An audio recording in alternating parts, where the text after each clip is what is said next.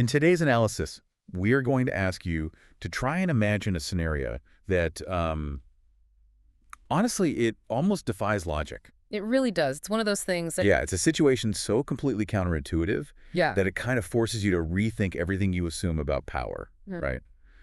And privilege. absolutely. So I want you to picture yourself as the child of an absolute ruler. You are born into the ultimate pinnacle of authority in your country. The very top. Right. Your family controls the military, the economy, state media, the borders. I mean, literally the very air that the citizens breathe. Yeah, you have total dominance. Exactly. And by every traditional metric of, nepotism and dynastic power, Yeah. your life should be one of just untouchable luxury. You should be completely insulated from the struggles of the common people. Right. You should possess this unshakable security. But instead, your reality is something else entirely. It's the exact opposite, really. Yeah. Your daily existence is so suffocating, so deeply terrifying, and just psychologically unbearable that you decide you would rather risk death than stay. Wow. And you don't use your privilege to, take a private jet. You don't arrange a quiet exit with a diplomatic passport. Which you could theoretically do in a normal dynasty. Right, but you don't. Mhm. Instead, you vanish into the shadows. You seek out dangerous, illicit networks of human smugglers. Yeah. And you attempt to sneak across the heavily militarized border of your own father's country in complete secret. It's just wild. Because you are so desperate to flee the very kingdom your family built. It is a profound paradox that genuinely just stops you in your tracks. It really does. I mean, when the supreme architect of a nation crafts an environment so completely unlivable that his own flesh and blood would rather brave the perils of underground human trafficking Right. than remain inside the palace walls, it demands a total reevaluation of how we understand authoritarian control. Yeah, you have to look at the whole system differently. Exactly, because it suggests a system that has moved way beyond mere political repression. It's evolved into this self-consuming psychological nightmare. And unpacking the mechanics of that specific nightmare is our mission today. Yes. We are navigating the intensely dysfunctional, deeply paranoid political landscape of Eritrea. Specifically under President Isaias Afwerki. Right. And the roadmap for this analysis is a deeply reported, incredibly brave piece of journalism by exiled Eritrean journalist Abraham T. Zier. Published in Africa as a country back in 2017. Exactly. And for those who might need a bit of geographical and historical context, Eritrea sits in the Horn of Africa. Bordering Sudan, Ethiopia, and Djibouti. Right. And President Afwerki has been the undisputed head of a one-party dictatorship there since the nation formally achieved independence in 1993. Over 3 decades of absolute control. Yeah. And for over 30 years, he has cultivated a society where the traditional predictable boundaries of a state have been completely dissolved. Right. We are going to examine a reality where the line between the jailer and the jailed no longer exists. Where military corruption and human trafficking are actually engineered as state-sanctioned tools. State-sanctioned. Yeah. Like as a method of control. Precisely. And ultimately, we want to look at what happened to the psychology of an entire nation when it was trapped in a maze designed by a single man. And, before we delve into the intricate architecture of that maze, it is so vital to establish the stakes of what we are looking at. Right, the real-world consequences. Yeah, because at the conclusion of Zeri's reporting, there is this very quiet, brief editor's note that carries just immense weight. What does it say? It simply states that the inside sources who provided the information for the piece had to remain unnamed for their own protection. Wow. Yeah. That single understated sentence frames our entire analysis. We are not discussing abstract political theory here. Right, or historical models of governance from centuries ago. Exactly. We are analyzing a living, breathing apparatus of state terror. Where speaking out is a matter of life and death. Right. In this environment, speaking the truth, or even being suspected of having the capacity to speak the truth, carries lethal, immediate consequences. It's terrifying. The anonymity of those sources serves as a constant, looming reminder of the brutal efficiency and the long, unforgiving reach of the state we're about to deconstruct. I'm really glad you highlighted that because it anchors us in the human reality of this analysis. It's essential. So let's start at the very center of this apparatus.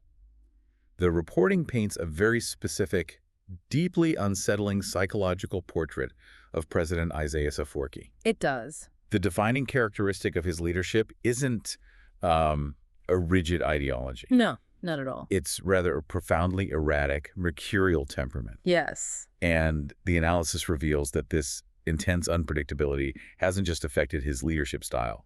It has literally replaced the concept of long-term national planning. It's the core of how the state functions. Right. The entire machinery of a sovereign nation is tethered entirely to the wild pendulum swings of one man's daily mood. And the term used to capture this phenomenon in the source material is hit-and-run governance. Hit-and-run governance. Okay. Yeah. And we have to really dissect what that means in practice. Because in a functioning state, even a highly authoritarian one, there is usually some horizon of expectation, you know? Like rules of the game. Exactly. A legal framework, a 5-year economic plan, a clear chain of command, a set of rules that, if followed, guarantee some measure of stability for the elite class. If I do X, Y, and Z, I get to keep my job. Precisely. But under Afwerki's hit-and-run model, that horizon is completely obliterated. The state operates without a stable, predictable foundation. So for the people tasked with actually running the country. The public servants, the ministers, the military generals. Right. This creates a systemic, unending shockwave for them. Absolutely. They cannot plan for the next 5 years. They cannot even reliably plan for the next 5 months. Wow.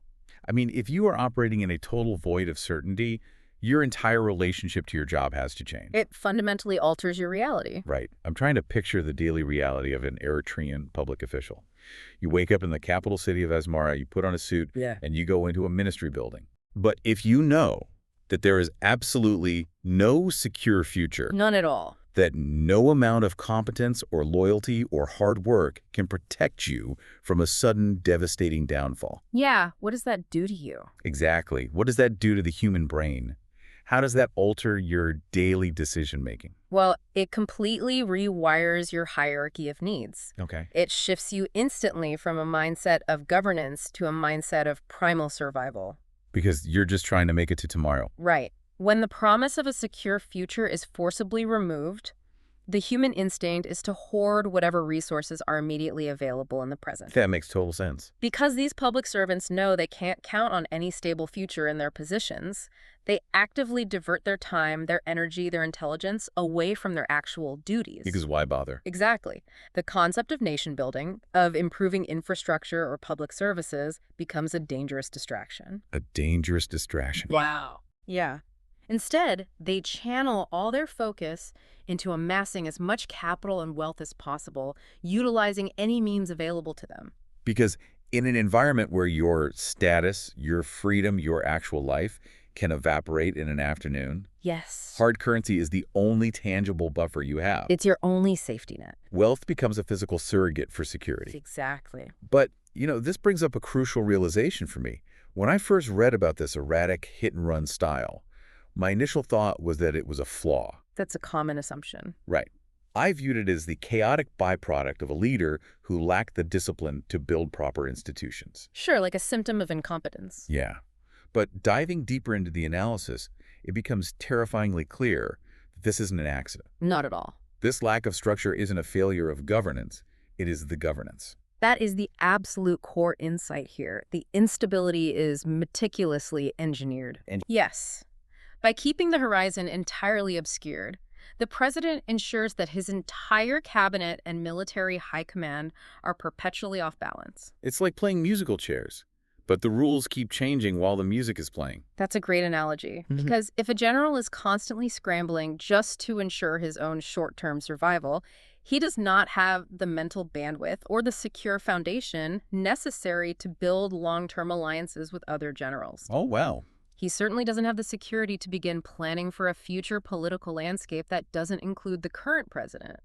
Because he's just looking at his feet. Exactly. It traps the entire elite class in a state of permanent hypervigilance, looking down at their feet to survive the day rather than looking up to see the broader cage they are in. That is incredibly dark. But keeping people in a state of permanent hypervigilance has a massive side effect. It breeds profound paranoia. A suffocating paranoia. I mean, if everyone is scrambling, hoarding resources, looking over their shoulder in this chaotic environment, it creates a system where everyone is perpetually guilty of something. Because everyone is breaking the rules just to survive. Right, which means literally anyone can be punished at any given moment. At any moment. And this leads us to what is arguably the most chilling psychological mechanism detailed in the reporting. The erasure of the boundary between the abuser and the victim. Yes. The revolving door of the dungeon. This is where the true Gothic terror of the Eritrean political landscape really reveals itself. Yeah. In many authoritarian regimes, there is a clear, hard line separating the powerful enforcers of the state from the dissidents they torture. The secret police are over here, the political prisoners are over there. Exactly. But the analysis points out that in Afwerki's Eritrea, that line has been completely dissolved. Dissolved. There is virtually no difference between the jailer and the jailed. We are looking at a society where a prison guard or an elite security chief can seamlessly switch places with their captive without a moment's notice. And it isn't just a theoretical possibility. The reporting details how some of the most notorious, feared prison commanders in the country. Men with immense, brutal power. Right. Men who spent years terrorizing the populace and wielding unchecked power. They often find themselves suddenly stripped of their uniforms. And thrown into the very harshest, most unforgiving dungeons. And to add a layer of dark irony that almost feels, I don't know, scripted. It really does. Many of these powerful men end up incarcerated in the exact same prison facilities that they used to personally command. Imagine the psychological collapse inherent in that reality. I can't even. You are the architect of a nightmare, the master of a brutal domain, and then suddenly you wake up in the dark, chained to the wall of your own creation. It's like something out of a horror movie. We must ask why a leader would engineer this specific, highly ironic downfall for his own loyal enforcers. Right. Why not just exile them? It comes back to the cultivation of absolute, unfiltered fear. If the man who ran the most terrifying security apparatus in the nation can suddenly find himself rotting in a cell he helped build, the message to everyone else is undeniable. No one is safe. Exactly. It entirely shatters the illusion that proximity to the president or being a ruthlessly effective enforcer of his will grants you any kind of permanent immunity. Your power is just a mirage. A total mirage. Let's ground this concept in a very specific, deeply tragic story from the analysis, because I think it helps to see it play out. Absolutely. I want to look closely at the trajectory of Brigadier General Ayab Fesahe. Widely known by his nickname, Halibé. Halibé, right. His story is a masterclass in how this system of destruction and rehabilitation actually functions on a human level. It's a textbook example. Let's trace his timeline. We go back to the early 1990s, shortly after the country gains independence. Okay. Halibé is a rising star in the new nation. He is an Army command officer with a sterling reputation. He's doing everything right. Right. And he is right on the precipice of reaching the true inner sanctum of power. In fact, he is actively preparing to take on a massive, highly sensitive post as the internal security chief. He is a man who is about to hold the keys to the kingdom. He is about to control the secrets of the state. Exactly. And right at that crucial moment, as he is about to step into the elite circle, the floor completely falls out from under him. Just vanishes. He is suddenly arrested on allegations of corruption. But it's the method of his downfall that is so vital to understand here. Yeah, talk about that. Because this wasn't a quiet dismissal behind closed doors. The president didn't just ask for his resignation to avoid a scandal. Like you would normally see. No, the destruction was highly theatrical and deeply personal. The analysis details how President Afwerki personally took to the stage at a public seminar to announce the charges against Halibé. A public seminar. He read the allegations out loud to the audience. Halibé was framed as a sacrificial lamb. His public incarceration was explicitly designed as a glaring, unmistakable warning to every other ambitious officer in the ranks. We have to pause and try to imagine the sensory and psychological reality of that public seminar. It would be agonizing. You are Halibé. You are a decorated military man. You believe you are trusted, valued, about to be elevated to the highest echelon of security. Yeah. You are sitting in a room surrounded by your peers, your subordinates, the people you've commanded. And your leader, the supreme leader, stands at a podium. And methodically, publicly dismantles your reputation, your career, and your freedom. The humiliation would be absolute. The psychological whiplash of going from internal security chief in waiting to a disgraced prisoner in the span of a single speech. It is the deliberate, calculated obliteration of a man's ego and status. Yes. And the human toll of that sudden, violent plunge into the abyss is catastrophic. The reporting notes that the shock of this reversal was so severe, so incomprehensible to Halibé, That he attempted suicide. he attempted to commit suicide twice while he was held in jail. Wow. He was a man completely, utterly broken by the state. His worldview, his understanding of his place in the universe, had been shattered. So he is in a dungeon, he's suicidal, his legacy is in ashes. Yes. And by all normal logic, this is where the story of Halabay should end. He becomes just another ghost in the dictator's prison system. That's what you would assume.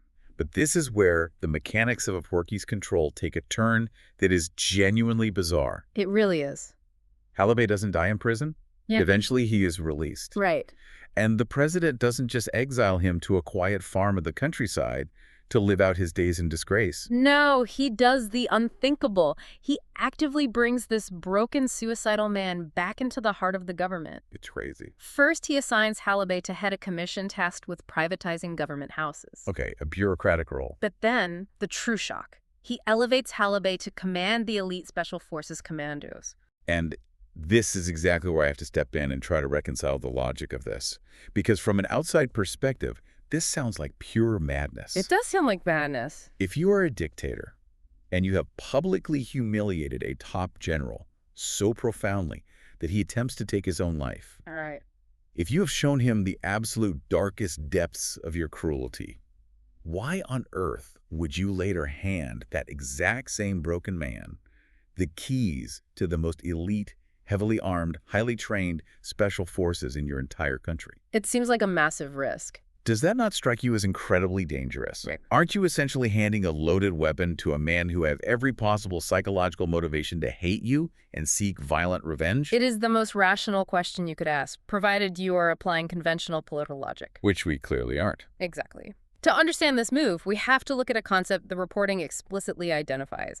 It's called the compulsory dehumanization process. Compulsory dehumanization. Yes. When Afwerki hands the command of the Special Forces to Halabay, he is not handing power to the ambitious, proud man who existed before the public seminar. Because that man is dead. Exactly. He is handing power to a shell. He is handing power to a man who has been completely hollowed out and systematically rebuilt by the state apparatus. So the Halabay who comes out of the dungeon is a fundamentally different organism than the one who went in. Completely different. But how does that guarantee he won't use those commandos against the president? What is the psychological bind that keeps him loyal? The bind is absolute existential terror. Okay. By taking a rising star, breaking him completely, pushing him to the brink of suicide, and then arbitrarily elevating him again, the president demonstrates a power that borders on the divine. Like, I can end you and I can resurrect you. Precisely. Halabay learned in the darkest, most visceral way possible that he possesses zero intrinsic power. His military acumen, his popularity, his skills, none of it matters. It's all irrelevant. Any authority he wields is a temporary, illusory gift granted entirely at the whim of the president. So his loyalty is no longer rooted in patriotism or ambition or even mutual respect. No, it is rooted entirely in a paralyzing fear. He knows exactly what the dungeon smells like. He knows the texture of the walls. He knows he can be sent back there tomorrow without a word of warning. So the rehabilitation is just as critical a weapon as the degradation. Exactly. Because if a dictator just executes or permanently vanishes every single competent general who gets a little too much influence, eventually the state collapses. Because there is no one left who knows how to actually run the military. Right. But if you cut them down, strip away their dignity, break their spirit, and then elevate them again, you have manufactured the perfect instrument. A competent administrator who is utterly incapable of rebellion. That is deeply unsettling. They are kept in a state of suspended animation, constantly guessing. They walk around in uniforms with stars on their shoulders, commanding elite troops. But they know in their bones that their authority is a mirage. And the analysis reveals how deeply warped the daily life of someone like Halabay becomes in this state. Oh, it's fascinating. Once he regained this illusory power, the reporting mentions that he bountifully rewarded the friends who had the courage to visit him while he was incarcerated. Which shows he still has some humanity, some loyalty to his friends. Right, so you have this incredibly strange dichotomy. On one hand, he possesses immense arbitrary power to hand out favors, enrich his loyalists, and command lethal military force. Yeah. But on the other hand, he lacks the most basic, fundamental human autonomy. Yes? Despite being the commander of the elite special forces, Halabay has no actual freedom. None at all. The reporting highlights a moment in 2016 where Halabay needed a medical checkup, and he was flatly denied an exit visa to leave the country to get it. Which perfectly encapsulates the agonizing paradox of his existence. Well, he's trapped. He is a man who can order troops into battle and make his friends wealthy, but he cannot cross an imaginary line on a map to see a doctor for his own health. He is the ultimate manifestation of the system. He is a supremely powerful prisoner. He embodies the jailer and the jailed simultaneously. That reality is incredibly heavy. The psychological weight of living like that is just hard to fathom. It'd be crushing. And understanding how these powerful men are broken and remade transitions us perfectly into understanding what they are allowed to do once they are remade. The economic side of things. Yes, because men like Halibay are operating in an environment where the traditional rules of the economy do not apply. Right. This brings us to a fascinating layer of the analysis, the weaponization of corruption. And this is where it gets really structurally interesting. Yeah, because usually when we observe corruption in a developing nation, we view it as a systemic rot, right? A failure of leadership to police its ranks. Or an elite class secretly enriching themselves in the shadows while the leader turns a blind eye. Exactly. But the situation in Eritrea is fundamentally different. Corruption here isn't a failure of the system. It is the system. It is actively encouraged by the president as a direct mechanism of leverage. So it's a meticulously designed feature of authoritarian control. Absolutely. And to see exactly how this operates, we need to examine the case study of Nesruddin Beckett. Okay, let's talk about Beckett. His trajectory shares some striking similarities with Halibay, but it plays out in the economic sphere rather than the military one. Let's trace his path. Much like Halibay, Beckett was subjected to Afwerki's signature tactic of cutting an ambitious official down to size. The public humiliation. Right. Back in the mid-1990s, Beckett was imprisoned on corruption charges. And true to the established pattern, this degradation was highly publicized. Broadcast on national media for everyone to see, he was publicly branded a corrupt element. But if we fast forward to 2014, the rehabilitation process is complete. The man jailed for corruption is now serving as the Minister of Trade and Industry. A remarkable promotion. But it is the manner in which he is permitted to run his ministry that reveals the true nature of the state. Because it is completely unorthodox. Very. The normal Minister of Trade would naturally be seated in the capital city of Asmara, right? Overseeing national economic policy from a formal government building. Of course. But Beckett doesn't operate that way. He spends his time operating far from the capital, out of a dusty border town called Ali Haider, which sits right on the edge of Sudan. Right on the border. And his primary function out there isn't developing legitimate trade agreements. His primary function is running the ruling party's sprawling contraband business. We really have to pause and appreciate the sheer brazen audacity of that arrangement. It's wild. The sitting Minister of Trade is explicitly stationed at the border to oversee the illicit smuggling of contraband. And the context makes it even more sinister, you know? Oh, absolutely. Because the reporting notes that since 2003, the state has legally outlawed regular Eritrean citizens from importing goods. It is completely illegal for the common person to participate in the import economy.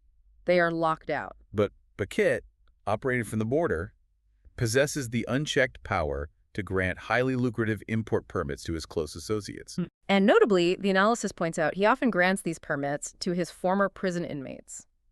Talk about a network. Right. He essentially holds a magic wand that can bypass the national ban and turn his friends into overnight millionaires. While the average citizen is legally starved of economic participation. Exactly. So if we step back and analyze this from a macro perspective, the logical question is, why? Why would a dictator allow a man with a highly publicized history of corruption to control the border contraband, hand out illicit permits, and make his friends phenomenally wealthy? Why hand him the keys to the black market? And the answer is pure leverage. Yes. The analysis is very explicit about this dynamic. The president deliberately encourages corruption among a select group of high-ranking officials because his intimate knowledge of their illicit activities guarantees their absolute obedience. It's all about leverage. I was trying to find an analogy that captures the specific dynamic of this relationship. It goes beyond mere blackmail. What did you come up with? It made me think of how certain predatory ecosystems function. Or perhaps the strategy of a feudal overlord granting letters of marque to pirates. Oh, that's interesting. The overlord doesn't want his captains to be law-abiding merchants. He needs them to be pirates. Right. He hands them the lucrative illegal rackets. Not just because the overlord gets a cut of the plunder, but because the very act of piracy creates an unbreakable bond of complicity. The complicity is key. Every illicit permit Beckett signs, every piece of contraband he moves, goes into a permanent invisible file of state blackmail. Exactly. The overlord knows that Bakit can never seek legitimate justice, can never turn against the regime, and can never claim moral high ground. Because his own hands are completely stained by the very wealth he enjoys. The complicity is the cage. The president is essentially handing these officials the rope, knowing full well that he controls the gallows. Wow. Handing them the rope knowing he controls the gallows. Right. That is perfectly put. And what is truly devastating is that the strategy of state-sanctioned illicit enrichment extends far beyond the Ministry of Trade. Right, it's everywhere. The reporting details how this explicit green light for personal gain is granted to the absolute highest echelons of the military apparatus as well. The scale of the military corruption detailed in the analysis is just staggering. We're introduced to figures like General Philippos Woldiohannes, who serves as the chief of staff and the de facto Minister of Defense. And Brigadier General Tekel Kifle, known as Menjus. These are not low-level officers skimming supplies, These are men at the absolute pinnacle of the armed forces. Very top. And the reporting states they have the implicit, understood support of the president to pursue immense personal gain. Yes. And they aren't just engaging in petty theft. They are protected by the state as they run deeply complex, highly lucrative rackets, which horrifically include human trafficking. This is a detail that demands serious reflection. Absolutely. To truly understand the gravity and the dark irony of this, we have to look back to the very premise we started with. The desperate desire of the citizenry to flee. Right. The living conditions, the forced conscription, the absolute lack of freedom in Eritrea are so severe that a massive, tragic portion of the population is willing to risk death in the desert to escape. It's an exodus. And the supreme cruelty of the system is that the very military commanders who are officially tasked with securing those borders are the exact same men running the illicit networks to traffic those desperate people. My God. They are profiting immensely off the misery, fear, and flight of the citizens they are sworn to protect. And they are permitted to operate these trafficking rings with complete impunity, protected by the state umbrella. Under one strict condition. They must remain unconditionally loyal to the president. It's an entire national economy constructed on a foundation of complicity and despair. It really is. And it is a highly organized operation. The analysis notes that most organs of the ruling party and the government actively collaborate in this state-sponsored corruption. It's systemic. They don't just enrich themselves. They use the power of the state to actively destroy competition. Yes. They utilize intimidation, bureaucratic warfare, engineered bankruptcy to control and ruin any independent business people who try to operate outside the ruling party's illicit networks. But returning to the constant underlying current of fear, this permission to be corrupt is not a permanent license. No, it can be violently revoked at any given second. Because leverage is completely useless if the threat of consequence is incredible. The dictator must occasionally remind his pirates that the gallows are still functioning. Exactly. And the reporting highlights the fate of Ioannis Tesfaye to illustrate this perfectly. Right, the bank manager. Yeah. Tesfaye was the former manager of the Commercial Bank of Eritrea. In that role, he was a vital gear in the machine, actively facilitating and enabling the various forms of organized state-sanctioned corruption we've been discussing. He was doing exactly what was expected of him. Exactly. But the analysis points out that the timeline of favor is impossible to track. It's that hit-and-run unpredictability again. Right. One day, Tesfaye is a trusted insider managing the state's illicit finances, and the next day, the wind changes. He falls out of favor with the president, and he is suddenly arrested and thrown into jail. For the exact same corrupt practices that he was previously ordered to facilitate. It represents a perfectly closed, inescapable loop of authoritarian control. It's brilliant in a deeply evil way. You are implicitly ordered to engage in corruption, to prove your loyalty and entangle yourself in the system. Yeah. But that very same corruption becomes the legal mechanism by which the state can completely destroy you the moment the president decides your utility has expired. So we have to pause and look at the board as it's set up. We have top generals and ministers who are incredibly wealthy from contraband and human trafficking. Right. They control heavily armed military factions. They hold vast resources. Yes. If you look at this purely objectively, you have to wonder, why hasn't this backfired? It's the multi-million-dollar question. Right. Couldn't these highly empowered, wealthy, heavily armed men simply recognize their collective power, band together and overthrow the one man who is terrorizing them all, he seems to be handing them all the resources they would need to stage a coup. You are identifying the central dilemma of any authoritarian regime. How does a dictator empower his lieutenants with enough wealth, authority, and military might to effectively control the nation on his behalf, without simultaneously empowering them with enough leverage to replace him? Right. How do you balance that? The answer provided by the reporting is a masterstroke of psychological manipulation. Yeah. The president prevents a united front by actively ensuring that his top lieutenants absolutely despise one another. The ultimate application of divide and conquer. Elevated to an art form. The reporting outlines how Afwerki doesn't simply tolerate the natural rivalries or animosities that spring up among ambitious men. He actively, deliberately foments bitter feuds among his subordinates. He creates the drama. Yes. He monitors their relationships and cultivates hatred as a primary, essential strategy for fortifying his own position. That is so Machiavellian. It is a widely understood fact among the Eritrean populace that all the top military commanders and the most influential ministers harbor deep, profound, often lifelong hatred for one another. Because if they are constantly consumed by their hatred for each other, if they are expending all their energy plotting against their rivals in the cabinet or the military... They aren't looking at him. Exactly. They are too paranoid about each other to ever build the trust required to plot a rebellion. They could never cooperate long enough to stage a coup.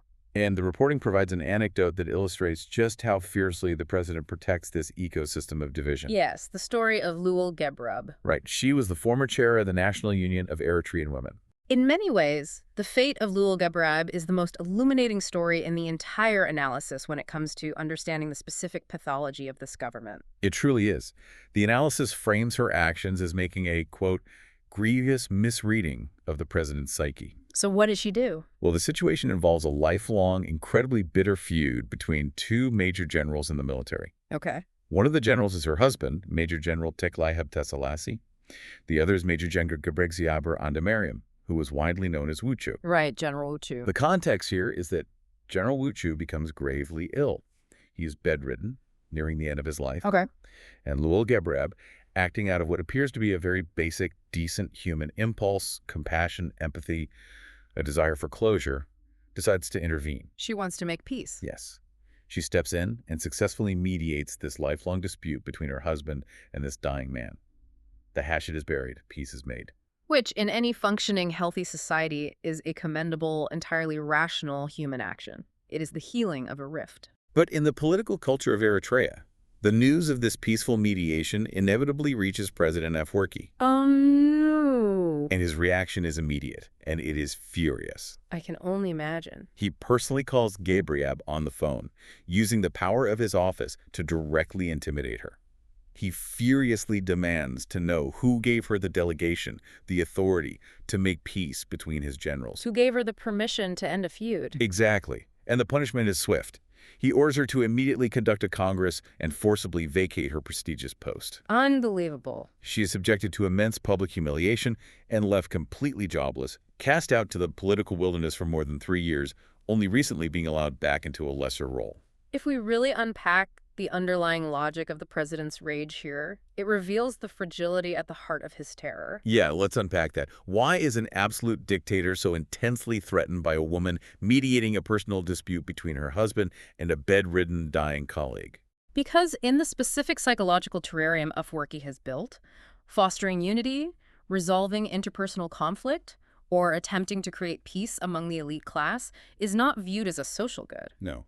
It is treated as a direct existential threat to the state apparatus itself. Because peace implies a foundation of trust. And trust is the only currency the dictator cannot control. Exactly. If two heavily armed generals suddenly trust each other, they might realize that they trust each other more than they fear the president. That's the danger. The entire architecture of Afwerki's power relies on their mutual, impenetrable isolation and their all-consuming paranoia.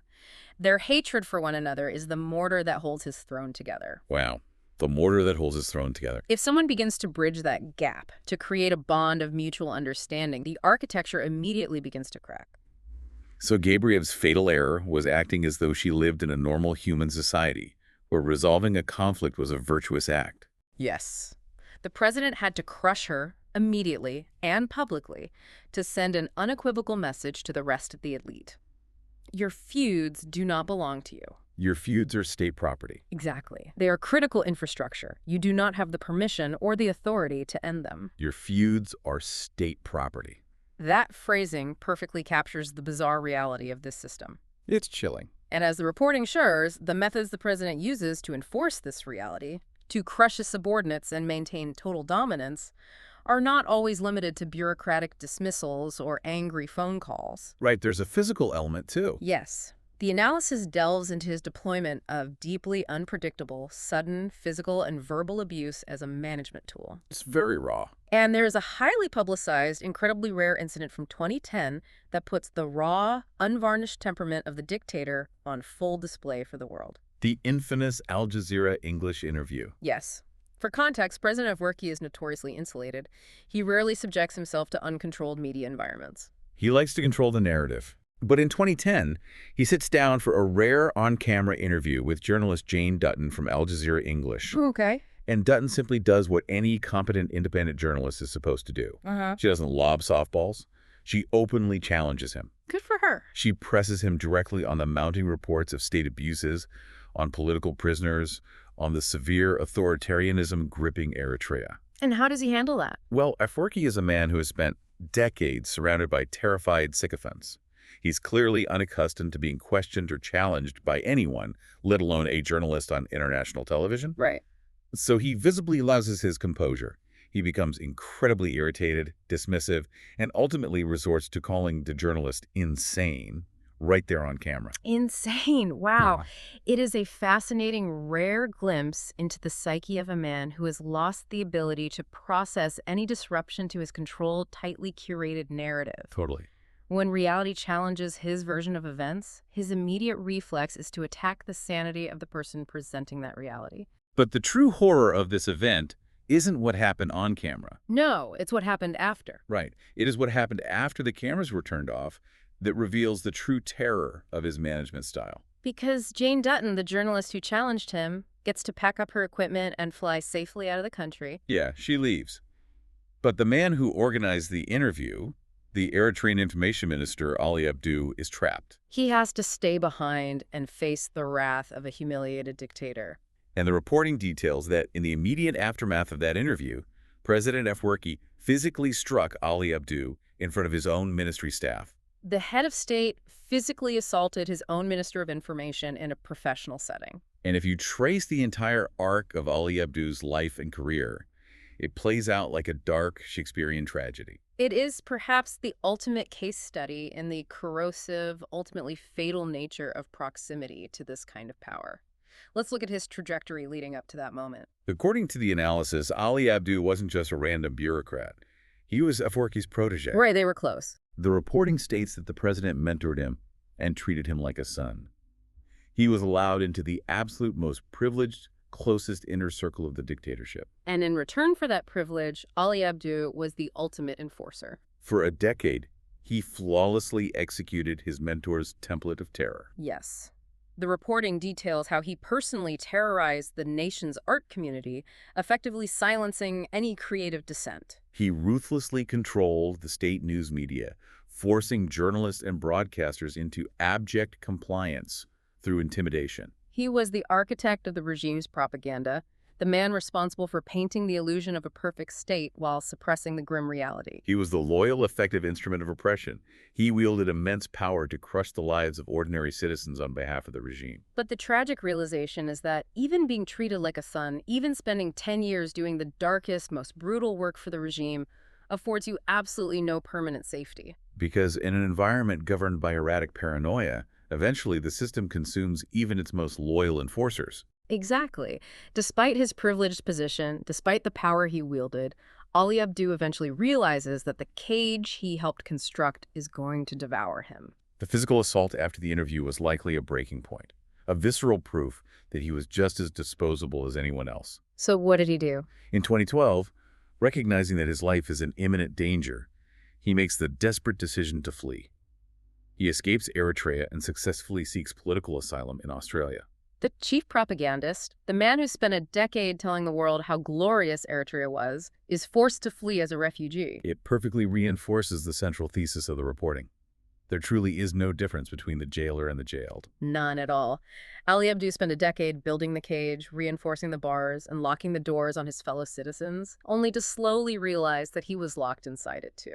The psychological toll of living under a father figure who might embrace you as a son on Tuesday and violently strike you in front of your subordinates on Wednesday is unsustainable. It fundamentally shatters the human mind. And it becomes clear that this physical violence isn't just a loss of temper. It is employed as a highly calculated, deliberate management practice. Yes, to derail confidence.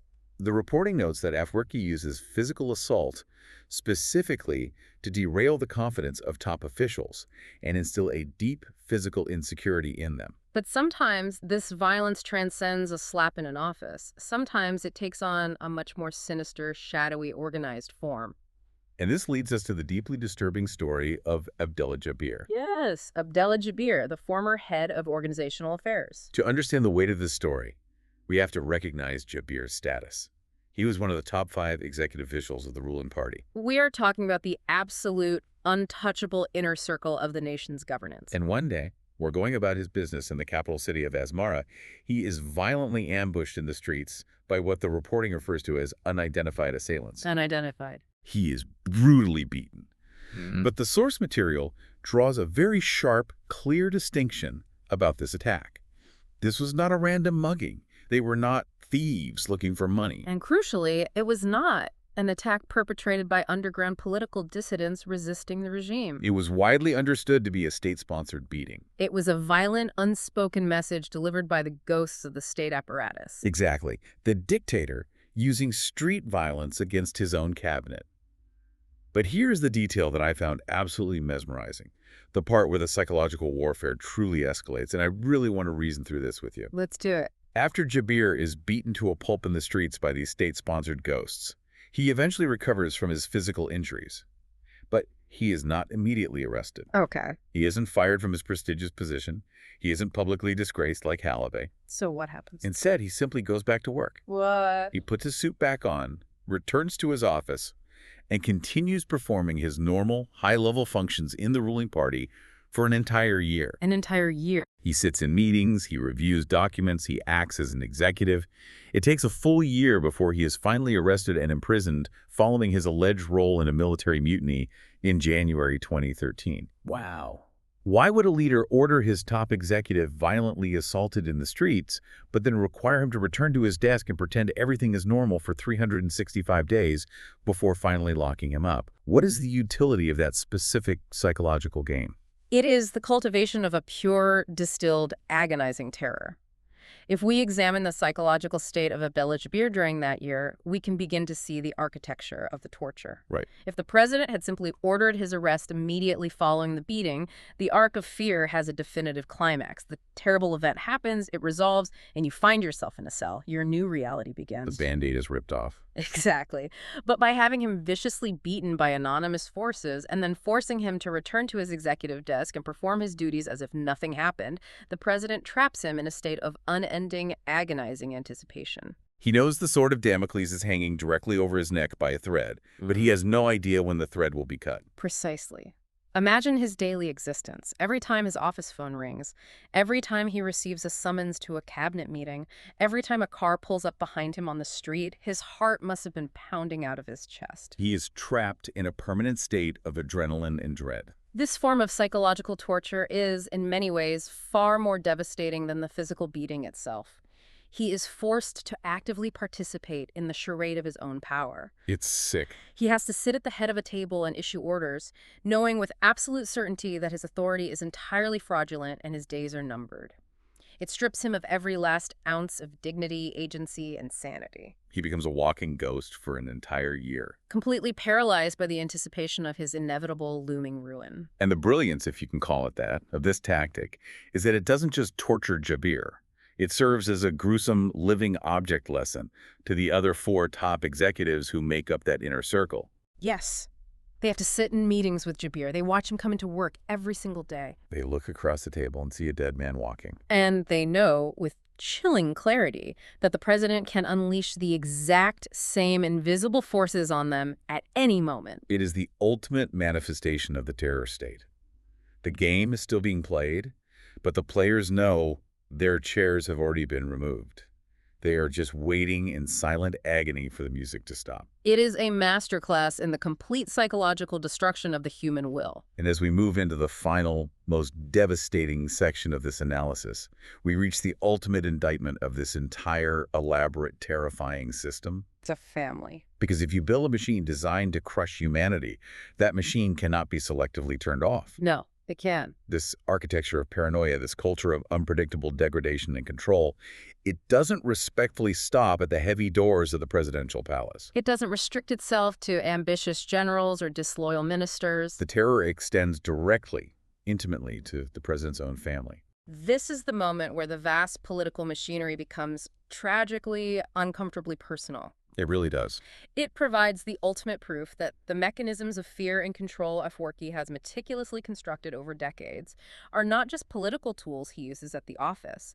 They are so intrinsic to his nature, so deeply embedded in his psychology, that he applies them with equal severity to his own blood. It guarantees that literally no one in the country, regardless of their proximity to the throne, is safe, secure, or content. The reporting states it with blunt clarity. The president treats his own family members exactly the same way he treats his political subordinates. The analysis mentions his eldest son, Abraham, a son who should theoretically be groomed for leadership. Instead, Afwerki routinely belittles and ridicules him. He applies the exact same tactic of public degradation, of aggressively cutting people down to size to assert dominance to his own child. And with his youngest son, Burhan, the tactic shifts from active ridicule to absolute, crushing isolation. The reporting reveals that Afwerki completely severed communications with Burhan, refusing to speak to his own son for a period of over 4 years. He utilized the power of his silence to essentially exile his son while the boy was still living within the boundaries of his own life. It is the deployment of emotional starvation as a weapon of control. And this tragic familial dynamic brings us full circle, directly back to the incredible,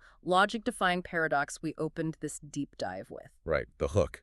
The absolute climax of the source material's narrative is the story of Burhan in 2015. Here is the youngest son of the supreme dictator. A young man who, by all rights of lineage, should be the prince of the nation. He should have access to wealth, foreign education, diplomatic immunity, and a life of profound comfort. But his reality is so different. He is so utterly frustrated by the cruel, abusive treatment from his father, and he is so deeply disgusted by the dysfunctional, completely corrupt, paranoid system that his father has built, that he reaches a breaking point. He decides he cannot survive another day in the palace. In 2015, Burhan Isaias Afwerki makes the astonishing decision to attempt to flee Eritrea illegally. He chooses to abandon the palace and attempt to become one of the very refugees that his father's generals are actively exploiting and trafficking at the border. Exactly. He doesn't go to the airport. He travels to the dusty, perilous border town of Tessene. He seeks out the shadows. He finds the illicit human smugglers. He pays the fees, and he prepares to be smuggled out, hoping to vanish into the harsh desert terrain, just like the thousands of other desperate, terrified citizens who flee the country every month. But his escape fails. He is intercepted by state border patrols before he can cross into Sudan. And the reporting includes this striking, almost absurdly poignant detail. What is it? When the border guards ambushed the smugglers and first discovered him, they didn't even realize they had captured the president's son. In the dark, dusty chaos of the border, he wasn't a prince. He was just another desperate, terrified face trying to escape the national nightmare. It is the ultimate tragic collapse of the illusion of privilege. In the end, the son of the dictator is reduced to the exact same state of primal desperation as the lowest, most disenfranchised citizen in the country. It just highlights the profound irony and the sweeping tragedy of this entire analysis.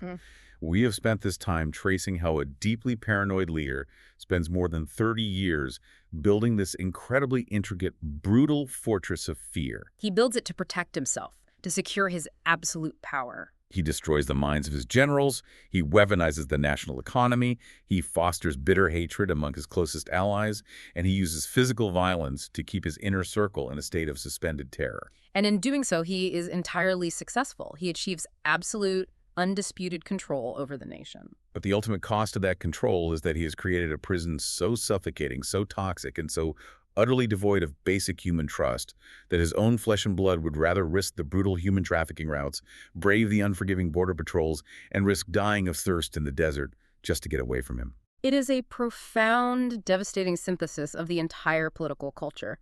What Zira's reporting forces us to look at is an enigmatic, incredibly complex web of terror that has long since ceased to be just a set of government policies. It has become the de facto reality, the very air that is breathed in a relatively new nation. The system is complete, and it is entirely self-sustaining. It has consumed everyone, from the most marginalized citizen trying to scrape by to the highest decorated general in the military, and finally, it has consumed the ruling family itself. Yeah. I would ask you, the listener, to deeply reflect on that reality. What stands out to you about a system of governance where reaching the absolute pinnacle of power, standing at the very center of the universe in that country, still leaves you so desperate, so hollowed out, and so afraid that your only remaining human ambition is to run away into the dark? It is a question that completely forces you to reevaluate what power actually is. If absolute power isolates you to the point that your own children flee from your presence in secret, is it actually power, or is it just a much more elaborate, lonely kind of captivity? It's a haunting thought.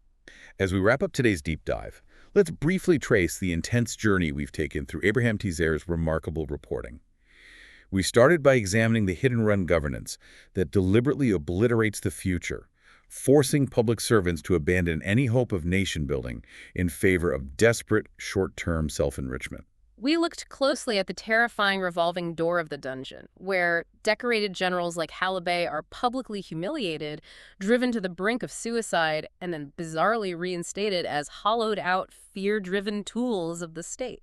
We explored the dark reality of how corruption and human trafficking aren't failures of the state, but are actively greenlit to create permanent blackmail files, ensuring the loyalty of military leaders. We saw how the simple act of making peace between colleagues is treated as high treason, leading to public humiliations and violent ambushes in the streets by state-sponsored ghosts.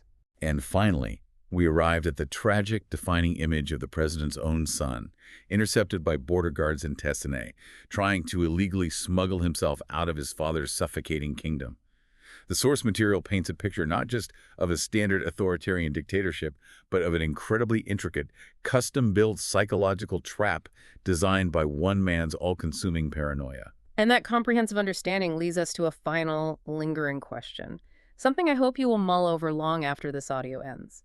We've spent this time detailing how an entire nation's culture, the structure of its military, the functioning of its economy, and its fundamental capacity for basic human trust has been fundamentally rewired by the paranoia and the mercurial temperament of a single man for over 30 years. The unavoidable question is, what happens to the psychology of that nation on the day that man is finally gone? Does the deep-seated culture of fear, the ingrained mistrust, and the survival instinct for betrayal simply vanish the moment the dictator passes? Or is the architecture of paranoia now so deeply embedded in the soil of the nation, so hardwired into the minds of its people, that the nightmare is built to outlast its architect? That is a deeply haunting thought to leave on. The terrifying idea that the psychological trauma of a system might be robust enough to survive the collapse of the system itself. We want to thank you for joining us on this complex, intense, deep dive into the source material. It is certainly not an easy topic to digest, but understanding the intricate mechanics of these regimes and looking past the surface to see the human psychology underneath is crucial to understanding our world. We appreciate you taking the time to unpack this difficult reality with us. Until next time, keep questioning the narratives, keep analyzing the structures around you, and take care.